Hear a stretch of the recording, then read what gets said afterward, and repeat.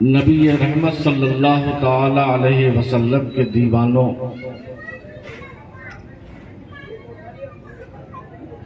امام عالی مقام سیدنا امام حسین علی جدہ و علیہ السلام کے متوالوں، اللہ تبارک و تعالی آپ تمام حضرات پر انوار و رحمت کی بارشیں نازل فرمائے اور اپنے کرم سے ہم سب کو شادکام فرمائے۔ امام حسین وہ ہیں کہ مایوسی کے بعد خوشی و مسرت عطا کر دیتے ہیں۔ بہت مایوس تھے ہمارے کمیٹی والے کہ زبردست بارش ہو چکی ہے، پتہ نہیں غوث و خواجہ کے دیوانے آ پاتے ہیں یا نہیں آ پاتے، لیکن الحمدللہ اللہ تعالیٰ نے جس کو توفیق عطا فرمائی وہ امام حسین کے ذکر میں شامل ہو گیا۔ حقیقت یہ ہے کہ امام حسین ایک ایسی ذات ہیں کہ جن کو پہچاننے کی ضرورت ہے۔ جس نے نہیں پہچانا وہ بے فیض رہ گیا، اور جس نے پہچان لیا قیامت تک اس کی زبان سے حسین حسین کا نعرہ بلند ہوتا رہے گا۔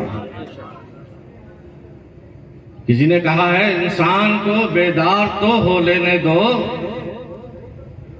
انسان کو بیدار تو ہو لینے دو، ہر قوم پکارے گی ہمارے ہیں حسین، ہر قوم پکارے گی ہمارے ہیں حسین۔ حضرات، اللہ تعالیٰ قرآن کریم میں ارشاد فرماتا ہے قُلْ لَا أَسْأَلُكُمْ عَلَيْهِ أَجْرًا، کہ محبوب تم اپنے ماننے والوں سے کہہ دو کہ لا اسألکم علیہ اجرا،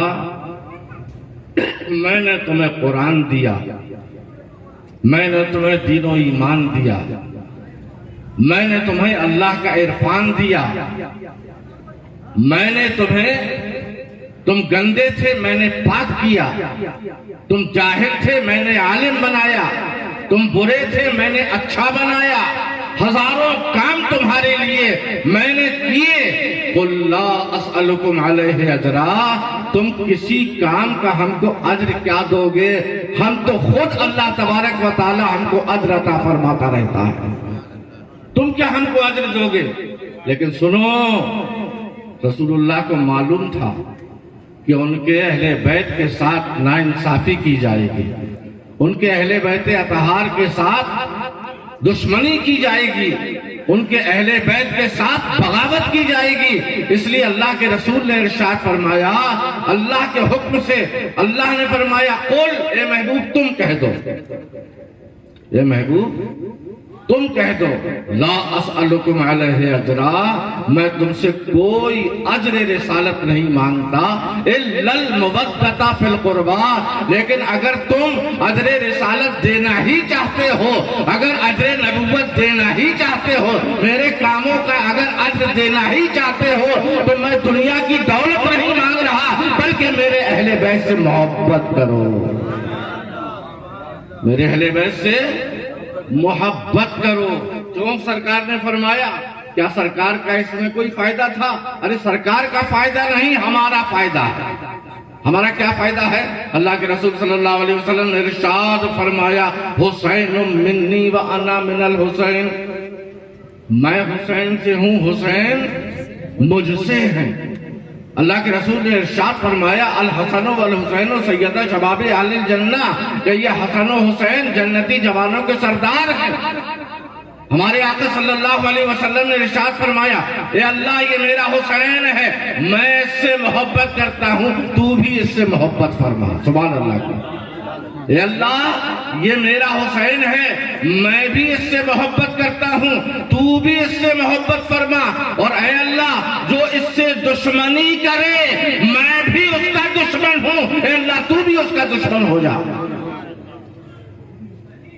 جس نے اہل بیت اطہار کو ناراض کیا، ان کا محبت کے بجائے بغض اپنے دل میں رکھا، تو جانتے ہو اس کا ٹھکانہ نہ زمین میں ہے نہ آسمان میں ہے، اس کا ٹھکانہ نہ دنیا میں ہے نہ دین میں ہے، اس کا ٹھکانہ نہ یہاں ہے نہ جنت میں ہے، کیونکہ جنتی وہی ہوگا جو امام حسین کی محبت اپنے دل میں رکھنے والا ہوگا۔ آج کل لوگ اہل بیت کے ذکر کرنے والوں کو خود تو کرتے نہیں، لیکن ذکر کرنے والوں کے اوپر فتووں کی بوچھار کر دیتے ہیں۔ یہ مولائی ہو گیا، وہ مولائی ہو گیا، یہ رافضی ہو گیا، یہ تفضیلی ہو گیا۔ ارے بزرگوں اور دوستوں، ہم حسین کا ذکر کیوں نہ کریں؟ اللہ کے محبوب جب حسین کا ذکر بار بار کر رہے ہیں تو ہم ان کے وفادار امتی ہیں۔ ہماری زبان پر ذکر حسین ہمیشہ رہے گا، رہا ہے، رہے گا اور رہتا ہے، کیونکہ ذکر حسین ذکر علی ہے، ذکر علی ذکر رسول ہے، اور ذکر رسول ذکر خدا ہے۔ حضرات، اللہ کے رسول صلی اللہ علیہ وسلم اپنے مبارک گھر میں تشریف فرمائے۔ سرکار نورانی چادر اوڑھے ہوئے، اتنے میں خاتون جنت حسن و حسین کی امی جان، نور نظر رسول، لخت دل رسول، خاتون جنت فاطمہ زہرا تشریف لائیں۔ سبحان اللہ تو کہو۔ ذکر اہل بیت ہو رہا ہے، ہم ہی تم نہیں، فرشتے بھی سبحان اللہ کہہ رہے ہوں گے، کیونکہ فرشتوں کی کیا مقام ہے آپ جانتے ہیں؟ حضرت جبریل علیہ السلام سارے فرشتوں کے رسول ہیں، اور یہ جبریل جب بارگاہ اہل بیت میں آتے ہیں تو مولانا حسن رضا فاضل بریلوی فرماتے ہیں کہ بے اجازت ان کے گھر جبریل بھی آتے نہیں۔ اور زور سے سبحان اللہ کو، کہ بے اجازت کائنات میں کوئی گھر ایسا نہیں ہے جس میں جبریل کو اجازت لے کر آنے کی ضرورت ہو، مگر جبریل بھی جانتے ہیں کہ یہ اہل بیت کا گھرانہ مصطفیٰ کا گھرانہ ہے، بے اجازت ان کے گھر جبریل بھی آتے نہیں۔ قدر والے جانتے ہیں عزت و شان اہل بیت، قدر والے جانتے ہیں قدر و شان اہل بیت۔ اللہ کے پیارے رسول صلی اللہ علیہ وسلم تشریف فرما ہے، بیٹھے ہوئے، اپنی زبان میں سمجھ لیجیے کون آیا؟ جبرائیل علیہ السلام، خاتون جنت فاطمہ زہرا رضی اللہ تعالی عنہا سلام اللہ علیہا، وہ تشریف لائیں تو اللہ کے رسول صلی اللہ علیہ وسلم وہ جو نورانی چادر اوڑھے ہوئے تھے اس کے اندر ان کو بلایا، کہا بیٹی آ جاؤ میری چادر میں سما جاؤ۔ سبحان اللہ، آ جاؤ میری چادر میں سما جاؤ۔ اللہ کے رسول کے اوپر چادر ہے، بیٹی کو بھی چادر میں چھپا لیا۔ سبحان اللہ کہتے جائیے۔ تھوڑی دیر کے بعد شہسوار دوش رسول حضرت سیدنا امام حسن وہ آئے، اللہ کے رسول صلی اللہ علیہ وسلم نے ان کو بھی اپنی گود میں بٹھا لیا، چادر میں چھپا لیا۔ سبحان اللہ، کیا محبت ہے۔ پھر اس کے بعد جن کا ہم ذکر کرنے کے لیے حاضر ہیں، جمع ہے یہاں حضرت امام حسین علیہ جدہ علیہ السلام، وہ تشریف لائے، اللہ کے رسول صلی اللہ علیہ وسلم نے ان کو بھی گودی میں بٹھا لیا اور ان کو بھی چادر اڑھا دی۔ سبحان اللہ، یہ چادر سب کی چادریں ہوتی ہیں مگر مصطفیٰ کی چادر، سبحان اللہ۔ ایک صاحب کہنے لگے کہ آپ لوگ کہتے ہو کہ یہ چادر اللہ کے رسول صلی اللہ علیہ وسلم کی وہ بھی 2-2.5 گز کی چادر، ہماری تمہاری چادر بھی 2-2.5 گز کی ہوتی ہے، یہ چادر قیامت میں سارے مومنین کو، گناہگاروں کو کیسے چھپا لے گی؟ سبحان اللہ کو کیسے چھپا لے گی؟ انہوں نے تو اعتراض کیا۔ ہم نے کہا کہاں رہتے ہو؟ پاکستان میں رہتے ہو؟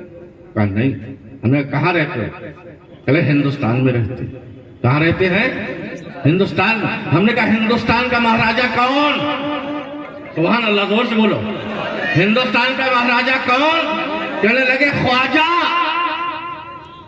انگریز مورخ نے بھی لکھا ہے کہ میں نے ساری دنیا کا سفر کیا ہے، لیکن ہندوستان میں ایسی ایک قبر ہے جو حکومت کرتی ہے۔ سبحان اللہ، ہندوستان میں ایک قبر ہے جو حکومت کرتی ہے، اور وہ قبر ہے خواجہ غریب نواز کی اجمیر۔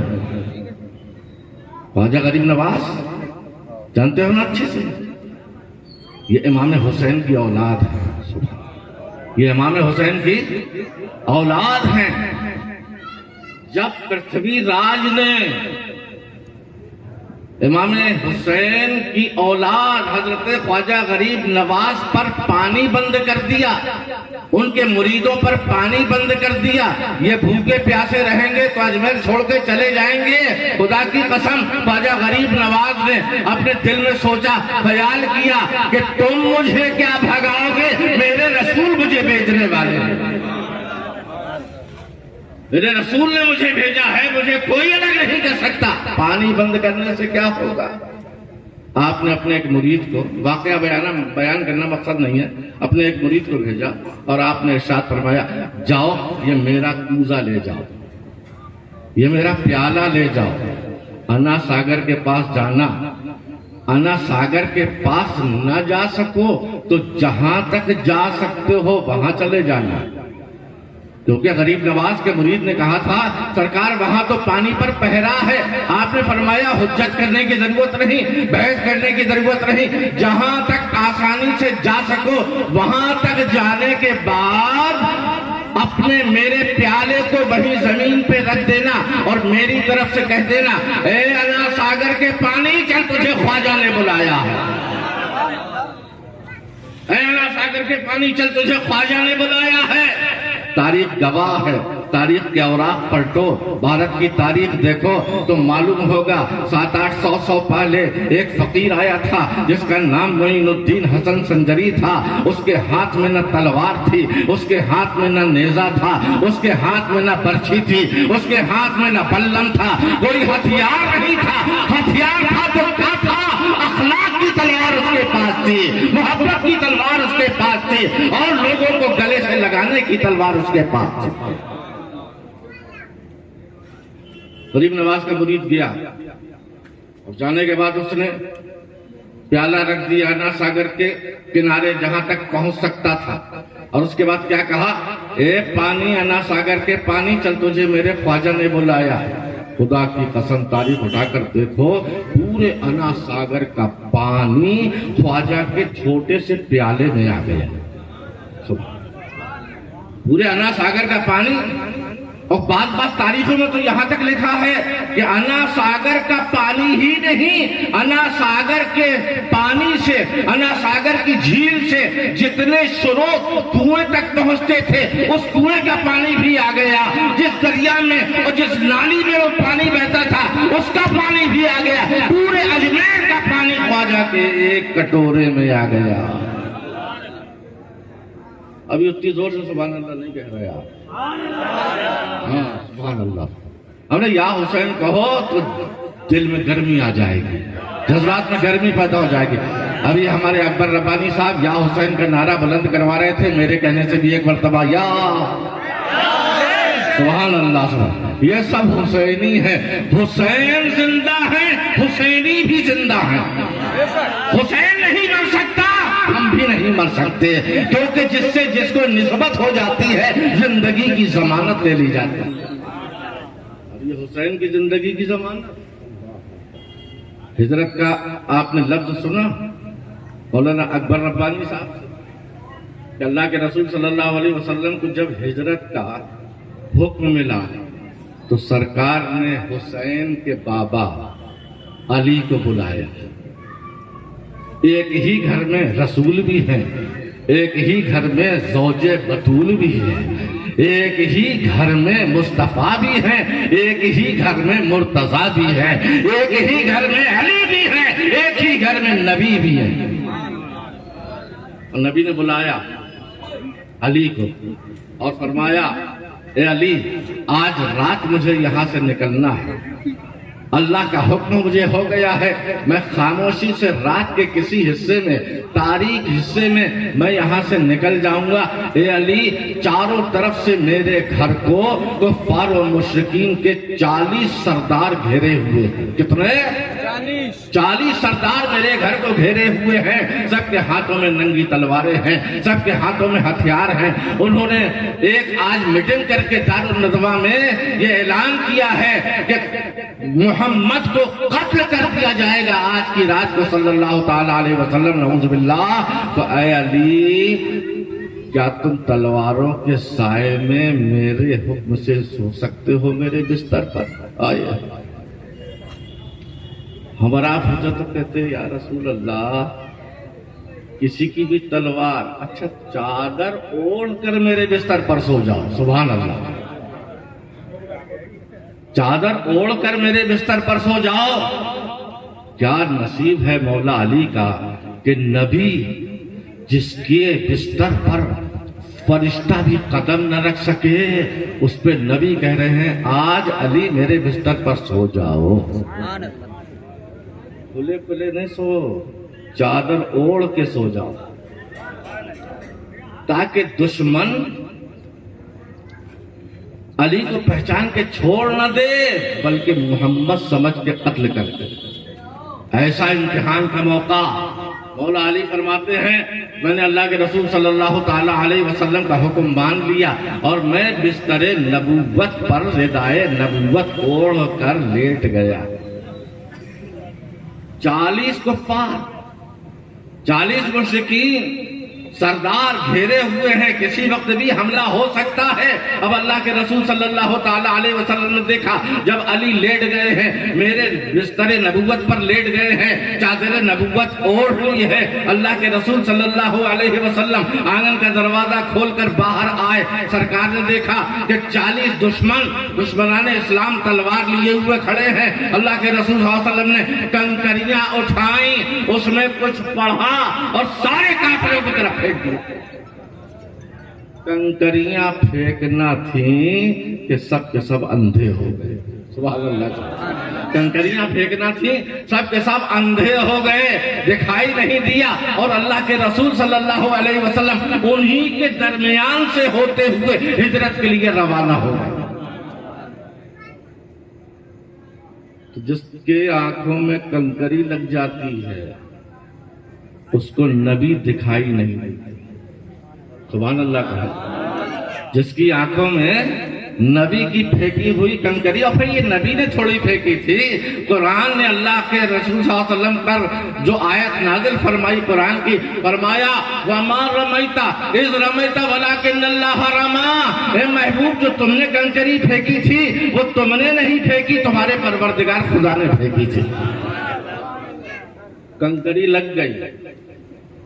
آج بھی اہل سنت والجماعت کا عقیدہ ہے نبی ہمارے میلاد میں آتے ہیں. سبحان اللہ. آتے ہیں کہ نہیں آتے؟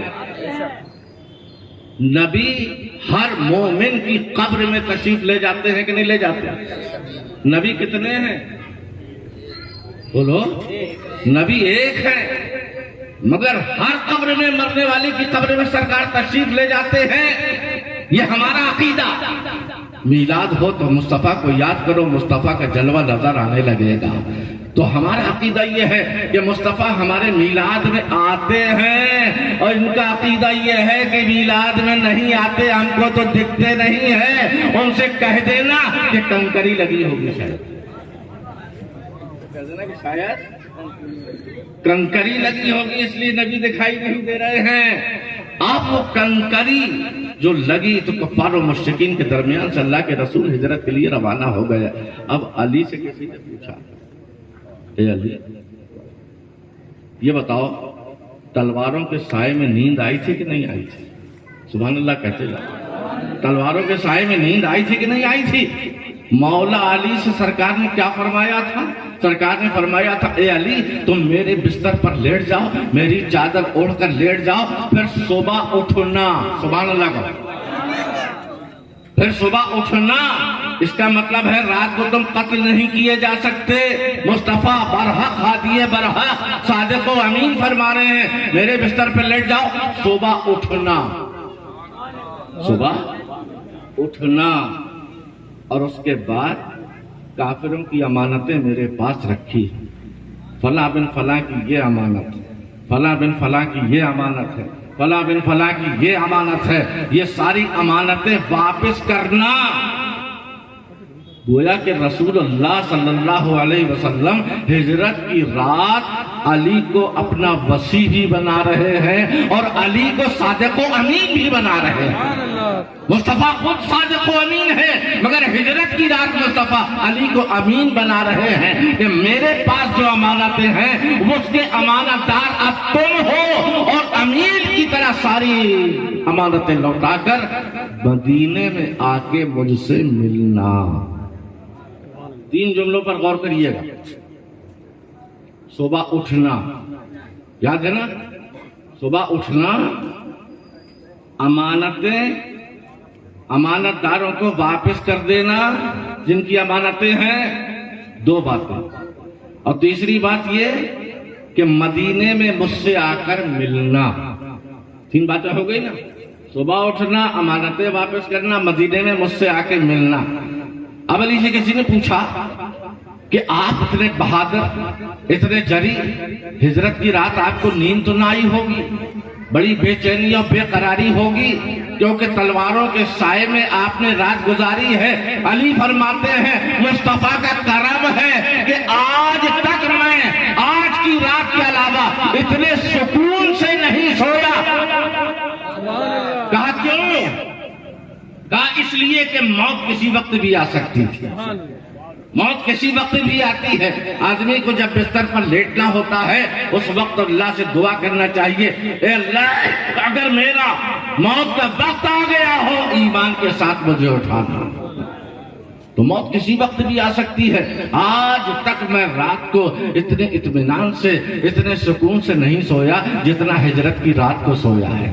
کہا کیوں ہجرت کی رات کو اتنے سکون سے کیوں سوئے؟ کہا آج مصطفیٰ نے میری زندگی کی ضمانت لے لی ہے, آج مجھے کوئی بھی چاہے مجھے موت نہیں آ سکتی. اس لیے میں بڑے اطمینان سے آرام سے سو رہا ہوں, آرام سے سویا ہوں میں کیونکہ مصطفیٰ نے آج میری زندگی کی ضمانت لے لی ہے. جب تک میں صبح اٹھوں گا نہیں موت نہیں آ سکتی, جب تک میں امانتیں واپس نہیں کروں گا جب تک موت نہیں آ سکتی, جب تک میں مدینے میں آقا دو عالم سے ملوں گا نہیں موت نہیں آ سکتی. اسی طریقے سے اللہ تبارک و تعالیٰ نے حضرت اللہ کے حبیب و محبوب صلی اللہ علیہ وسلم نے ایک تو ہجرت کی رات مولا علی کی ضمانت لی, دوسرے سرکار بیٹھے ہوئے جبریل علیہ السلام آئے. آنے کے بعد کچھ مٹی سرکار کو لا کے دی. غور سے سنیے, کچھ مٹی سرکار کو لا کر دی کہ یا رسول اللہ آپ کا یہ حسین جسے آپ پیار کر رہے ہیں, جس سے محبت فرما رہے ہیں, جس کے ہونٹوں کو چوس رہے ہیں, جس کے لبوں کو چوس رہے ہیں, جس کو چوم رہے ہیں, جس کے گلے کو سونگ رہے ہیں, یا رسول اللہ یہ آپ کا حسین جس پر آپ نے اپنے بیٹے ابراہیم کو قربان کر دیا ہے, یہ آپ کا ایسا چہیتا نور نظر لخت جگر آپ کا نواسا آپ کا بیٹا یہ حسین جس سے آپ محبت فرما رہے ہیں, اللہ نے مجھے بتایا ہے کہ یہ آپ کا بیٹا کربلا کی خاک پر خاک و خون میں تڑپے گا, بھوکا اور پیاسا وہاں قتل کیا جائے گا, وہاں پر اس کو مار دیا جائے گا. یا رسول اللہ میں کربلا حاضر ہوا, میں نے کربلا کو دیکھا, کربلا کی زمین میں کوئی ایسے نشانات نہیں نظر آ رہے تھے، مگر یہ آپ کا بیٹا جنگل کو منگل بنا دے گا اور جنگل کو جنت کا نمونہ بنا دے گا۔ یا رسول اللہ، میں یہ کربلا کی مٹی لایا، آپ کو دے رہا ہوں، یا اللہ کے رسول یہ اس کو حفاظت سے رکھیے، جب یہ مٹی خون بن جائے، جب یہ مٹی لال ہو جائے تو اے اللہ کے رسول سمجھ لیجئے گا کہ آپ کا بیٹا بھوکا اور پیاسا کربلا کی دھرتی پر مارا گیا۔ اب اللہ کے رسول صلی اللہ علیہ وسلم کا غیب سنو، سرکار کا غیب سنو۔ سرکار نے وہ مٹی اپنے پاس بھی نہیں رکھی، سرکار نے وہ مٹی حسین کی ماں فاطمہ کو بھی نہیں دی، اللہ کے رسول صلی اللہ علیہ وسلم نے وہ مٹی مولا علی کو بھی نہیں دی، بلکہ آپ نے اپنی ایک بیوی جن کا نام حضرت ام سلمہ ہے، ام سلمہ کو بلایا اور کہا اے ام سلمہ، یہ جبریل نے مجھے کربلا کی مٹی لا کر کے دی ہے، میرا یہ حسین کربلا میں خاک و خون میں تڑپے گا، بھوکا اور پیاسا شہید کر دیا جائے گا۔ اے ام سلمہ، اس مٹی کو حفاظت سے رکھو، جس دن یہ مٹی خون بن جائے سمجھ لینا کہ آج میرا حسین شہید کر دیا۔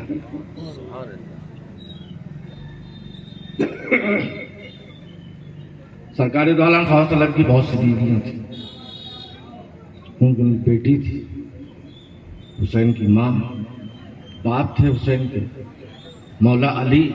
یا اللہ کے رسول صلی اللہ علیہ وسلم نے کسی کو مٹی کیوں نہیں دی؟ کیونکہ نبی غیب جاننے والے ہیں، سبحان اللہ کا۔ نبی کو معلوم تھا کہ جب حسین کو قتل کیا جائے گا، نہ اس کا نانا رہے گا دنیا میں، نہ اس کی نانی رہے گی دنیا میں، نہ اس کی ماں رہے گی، نہ اس کا باپ رہے گا، نہ اس کا بھائی رہے گا، نہ میری ازواج مطہرات میں سے عائشہ صدیقہ بھی نہیں رہے گی۔ مگر سرکار کو معلوم تھا کہ یہ ام سلمہ شہادت حسین کے بعد انتقال کرے گی دنیا سے، اس لیے اللہ کے رسول صلی اللہ علیہ وسلم نے ان کے ہاتھ میں وہ مٹی دی اور انہوں نے اپنی شیشی میں اس مٹی کو محفوظ کر لیا۔ سبحان اللہ۔ پتہ کیا چلا کہ نبی نے ہجرت کی رات علی کی زندگی کی ضمانت لی، اور نبی نے واقعہ کربلا کے لیے جب جبریل نے واقعات کربلا کا بیان کیا، مٹی تھی تو اللہ کے رسول صلی اللہ علیہ وسلم نے مٹی کس کو دی؟ ام سلمہ کو دی۔ حضرت ام سلمہ کی زندگی کی ضمانت اللہ کے رسول لے رہے ہیں۔ اے ام سلمہ، کتنی بیمار ہو جائے، کتنی بھی تکلیف میں مبتلا ہو جائے، مگر تم مر نہیں سکتی جب تک کہ حسین شہید نہ ہو جائے۔ اب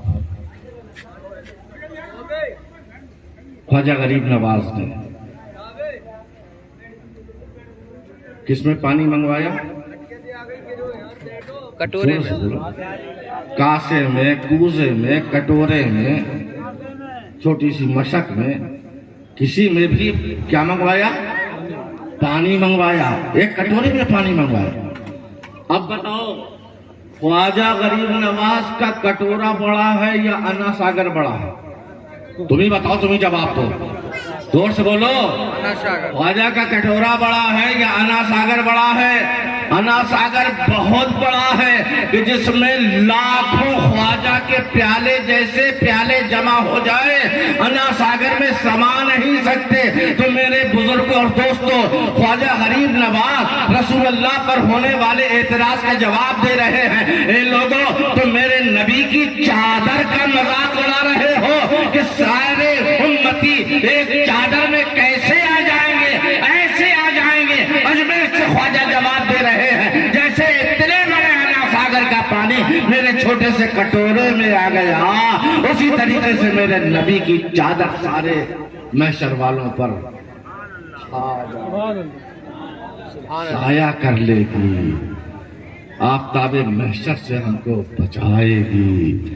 امام اہل سنت اعلیٰ حضرت فرماتے ہیں نعرہ تکبیر، نعرہ رسالت، نعرہ رسالت، ذکر امام حسین